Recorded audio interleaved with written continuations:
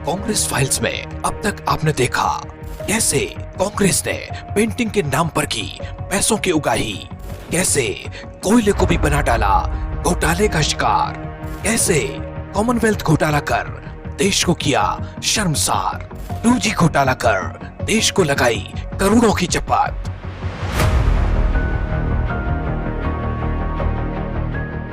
कहा जाता है कि आपदा में अवसर खोजने चाहिए, लेकिन कोई दूसरा आपदा से पीड़ित हो और उसे आप निजी स्वार्थ के लिए अवसर बना लें तो उसे अपराध कहा जाता है। आदर्श घोटाले को लेकर सीबीआई की चार्जशीट में बड़ा खुलासा हुआ है। वो अपराध जो कांग्रेस ने किया और परेशान हुए हमारे शहीद जवानों के परिवार। इतिहास गवाह है कि धन कमाने के लिए कांग्रेस जितना नीचे गिरी है उतना नीचे तो कभी उनके राज में शेयर मार्केट भी नहीं गिरा। आदर्श सोसाइटी विवाद जिससे पूर्व सीएम सहित कई बड़े अधिकारियों का नाम जुड़ा है। सीबीआई ने अशोक चौहान को भी उसमें आरोपी बनाया है।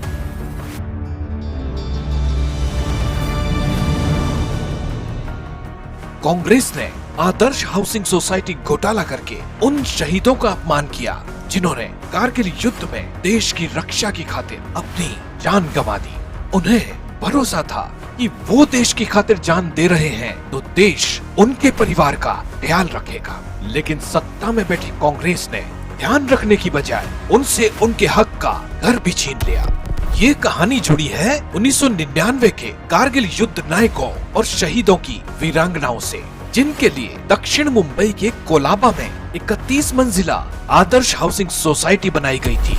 नियमानुसार ये सोसाइटी 6 मंजिला ही बननी थी, लेकिन नियमों को ताक में रखकर इसे 31 मंजिला बनाया गया।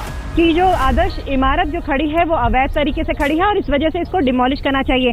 बिल्डिंग तैयार होते ही आनन फानन में फ्लैटों का चुपचाप आवंटन कर दिया। शुरू से ही इस प्रोजेक्ट को शक भरी निगाहों से देखा जा रहा था। कुछ लोग कभी कभी घोटालों का जिक्र करते थे, लेकिन हकीकत सामने आई साल 2010 में, जब एक आरटीआई से पूरे देश को कांग्रेस के काले कारनामों के बारे में पता चला कि कांग्रेस के नेताओं, नौकरशाहों और सैन्य अधिकारियों ने अपात्र होते हुए भी इन फ्लैट्स को खुद के लिए, अपने रिश्तेदारों के लिए आवंटित कर लिया है। कांग्रेस के नेताओं ने नियम तो इतनी आसानी से बदले जैसे नियम नहीं उनके ड्राइंग रूम के पर्दे हों। कांग्रेस इतनी जल्दी में थी कि ना तो इस बिल्डिंग को बनाने के लिए नौसेना से एनओसी ली गई, ना ही पर्यावरण के नियमों का ध्यान रखा गया। इस घोटाले में उस वक्त के मुख्यमंत्री अशोक चौहान, पूर्व मुख्यमंत्री विलासराव देशमुख, सुशील शिंदे जैसे बड़े कांग्रेसियों के नाम सामने आए। कई बड़े नौकरशाह के साथ साथ 2 पूर्व सेनाध्यक्षों NC विज और दीपक कपूर समेत रिटायर आर्मी अफसरों के नाम भी सामने आए थे। सेना की कोर्ट ऑफ इंक्वायरी में 2 सेना अध्यक्षों दीपक कपूर और NC विज को घोटालों का जिम्मेदार माना गया।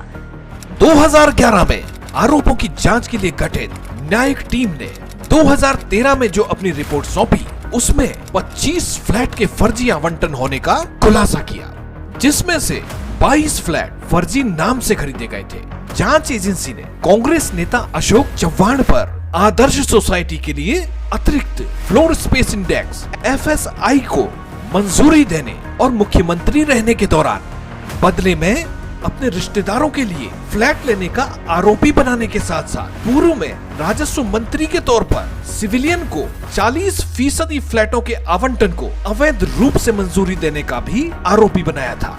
अपने नेताओं को बचाने के लिए कांग्रेस ने हर संभव कोशिश की। कुछ रिपोर्ट्स के मुताबिक नेताओं को बचाकर, अफसरों को फंसाकर कांग्रेस ने शहीदों के परिजनों को न्याय का स्वांग रचकर दिखाया।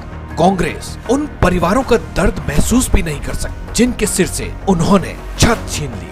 कांग्रेस को जिन परिवारों को सुरक्षित भविष्य का विश्वास दिलाना था, उन परिवारों के साथ कांग्रेस ने विश्वासघात किया। 2 साल पहले दायर याचिका में आरोप लगाया गया था कि आदर्श सोसाइटी में चौहान की सास भगवती शर्मा और ससुर के भाई मदन लाल के भी फ्लैट हैं, जिनका घर पहले से ही उजड़ा था। उनसे छत तक छीनने वाली कांग्रेस को देश कभी माफ नहीं करेगा। चार्जशीट के मुताबिक चौहान ने इस मामले में बतौर राजस्व मंत्री और मुख्यमंत्री अपने पद का दुरुपयोग किया।